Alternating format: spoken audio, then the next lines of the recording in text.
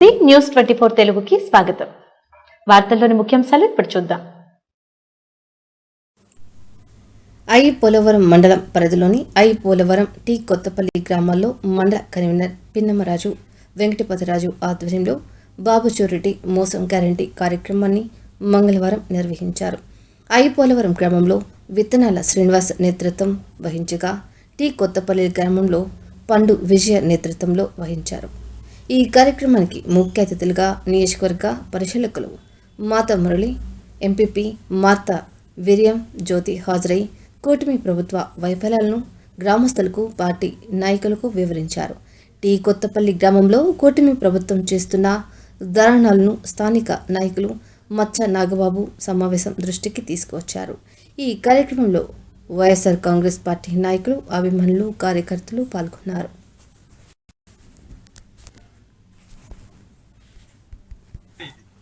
చంద్రబాబు నాయుడు గారు ప్రతి ఎలక్షన్లో కూడా కొన్ని హామీలు అయితే మాత్రం ఇస్తారు. ఆ ఎట్టి పరిస్థితుల్లో కొన్ని అమలు జరగవు. దాన్ని దృష్టిలో పెట్టుకుని ఈ కార్యక్రమం రాష్ట్ర వ్యాప్తంగా జరుగుతుంది. అదేవిధంగా సూపర్ 6 కార్యక్రమాలు కూడా ఈ సంవత్సరం ఆయన కొన్ని ఇవ్వడం జరిగింది. దానిలో భాగంగా ఆయన ఇచ్చింది ఒకటి పెన్షన్ కార్యక్రమం తప్ప మన ఈ మధ్యగా అమ్మఒడి, ఇంకా ఈ 2 పథకాలు తప్ప మిగిలినటువంటి ఏ పథకాలు కూడా ఆయన ఇవ్వలేదు. ఇవన్నీ కూడా మనం ప్రజల దృష్టికి తీసుకెళ్లాల్సిన ఎంతైనా అవసరం ఉంది. భవిష్యత్తులో కూడా ఇటువంటి దొంగ హామీలు ఇవ్వకుండా ఏవైతే హామీలు ఇస్తున్నారో ఎంతవరకు నెరవేరుస్తున్నారో మనం అందరం కూడా ఈ ప్రజలకు తెలియజేయాలి. 2019లో కూడా మరి జగన్ గారు ముఖ్యమంత్రి అవడం జరిగింది. ముఖ్యమంత్రి అయిన తర్వాత మరి ఆయన ఎన్నో సంక్షేమ కార్యక్రమాలు చేశారు. మరి అలాంటి కార్యక్రమాలు చరిత్రలో ఏ ముఖ్యమంత్రి కూడా చేసి ఉండడం. రైతులకు కానీ, వికలాంగులకు కానీ, మొత్తం అందరికీ కూడా ఆయన చేసిన ఎన్నో కార్యక్రమాలు. కనీసం వికలాంగులైనా సరే మానవత్వం లేకుండా మీరు ఏమైనా తీసుకుంటే మీరు కొత్త ఉద్యోగాలు మీ ప్రభుత్వాలు వస్తే వేసుకోండి, తప్పేం కాదు. కానీ ఆ ఏళ్ళ పరిస్థితుల్లో జగన్మోహన్ రెడ్డి కల్పించిన ఉద్యోగాలతో సత్యం తీసేసి మీరు ఈ విచ్చలవిడిగా రాజకీయాన్ని చేయడం గ్రామాల్లో మంచి పద్ధతి కాదని చాలా మందికి చెప్పాం. అయినా సరే వాళ్ళు వినలేదు. వాళ్ళ పాపాన్ని వాళ్ళు పోవడానికి సిద్ధంగా ఉన్నారు కాబట్టి ఇటువంటి అరాచకాలు గ్రామాల్లో చేస్తా ఉన్నారు.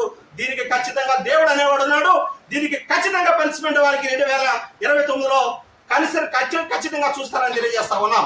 సీఎం హోదాలో ఉండి వైఎస్ఆర్ పార్టీ అనేవాడికి ఏ కార్యక్రమం కూడా, ఏ సంక్షేమం కూడా ఇవ్వకూడదని చెప్పేసి నిక్కచ్చిగా మరి పబ్లిక్ మీటింగ్లో చెప్పడం అనేది చాలా దారుణమైన విషయం. మరి కోర్టులు కానీ, సుప్రీంకోర్టు కానీ, హైకోర్టులు కానీ, వ్యవస్థలు కానీ మరి ఇటువంటి వ్యాఖ్యానాలు చేసి ముఖ్యమంత్రి మీద ఏ చర్యలు తీసుకుంటారో కూడా తెలియని పరిస్థితి వేళ మన ఆంధ్ర రాష్ట్రంలో ఉంది. అసలు ఒక ప్రజాప్రతినిధి ఒక ముఖ్యమంత్రి హోదాలో ఆ రాజకీయం ఉంటే ఆ మూడు రోజులు 4 రోజులు తప్ప తర్వాత ఒక ముఖ్యమంత్రి స్థానంలో ఉండి ప్రతి వ్యక్తి కూడా సంక్షేమం కానీ, డెవలప్మెంట్ కానీ ప్రతి ప్రాంతానికి, ప్రతి పౌరుడికి, ప్రతి మహిళలకి కూడా న్యాయం చేసిన స్థానంలో ఉండి ఈవేళ చేయకూడదు అంటున్నాడంటే అతను ఎంత దుర్మార్గమైన ఆలోచనతో ఉన్నాడో మనం అందరూ గ్రహించుకోవాలి. ప్రజలు మోసపోయారు. ఆ మోసాన్ని ఎలా